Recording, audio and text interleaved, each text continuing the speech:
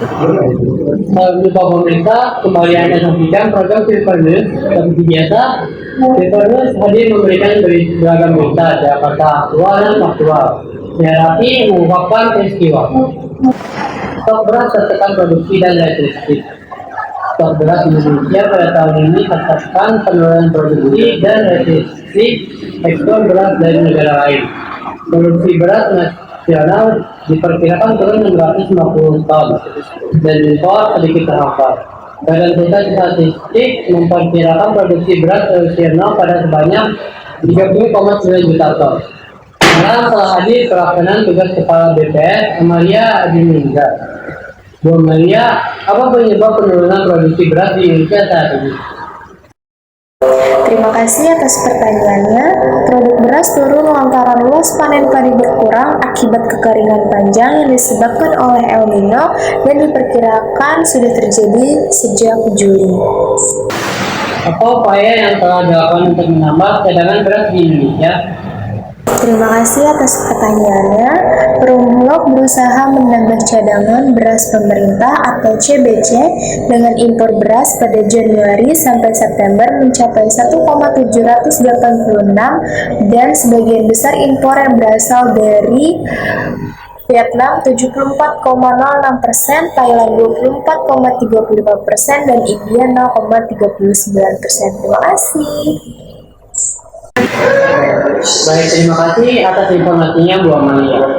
Sekarang kita beralih ke Bu Dwi yang sudah berada di konferensi pers di Jakarta. Telah hadir Guru Besar Fakultas Pertanian IPB Universitas Juanda.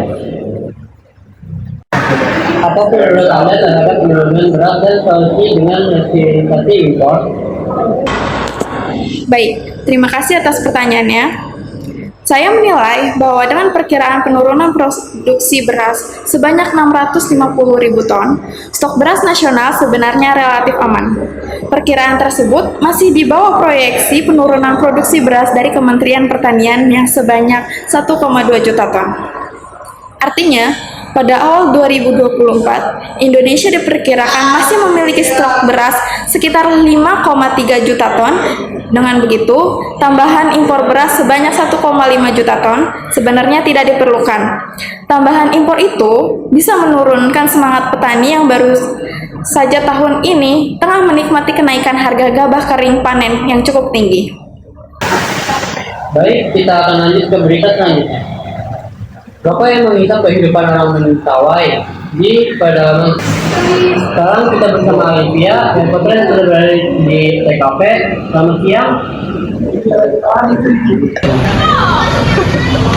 Selamat siang, saat ini saya berada di Dusun Bekeluk, Desa Muntai, Kecamatan Siberut Selatan. Saat ini, saya akan mewawancarai beberapa warga yang terlihat berbincang di rumah serambi kayunya. Bapak, saya mau bertanya, kenapa rokok menjadi suatu keharusan bagi Bapak? Kalau saya tidak merokok, saya menjadi kurang semangat buat bekerja atau buat bertani. Saya malas aja gitu buat kerja kalau gak nyebat. Biasanya kalau sudah makan, saya nyebat satu batang. Udah cukup itu buat semangat kerja. Jadi saya. Bapak, bagaimana sih awal mulanya rokok bisa dikenal oleh masyarakat Mentawai?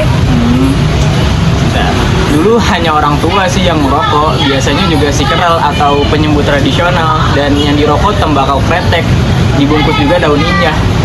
Lebih dulu lagi malah tembakau memakai daun keladi muda. Anak muda mah jarang merokok kalau dulu.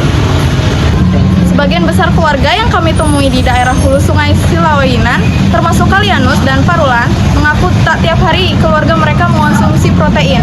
Di tengah krisis ekonomi Mentawai, yang saat ini dipicu mahalnya harga beras dan anjloknya harga pinang, konsumsi rokok tetap stabil. Berikut hasil investigasi saya dari warga Mentawai. Baik, sekarang kembali ke Pak Raffi yang berada di studio. Apa yang teramati dan Mentawai ini menguatkan banyak riset bahwa Indonesia menjadi surga konsumen rokok terbesar dan bertumbuh. Meningkatnya konsumen rokok tak lepas dari ketidakseriusan negara mengendalikan hal ini.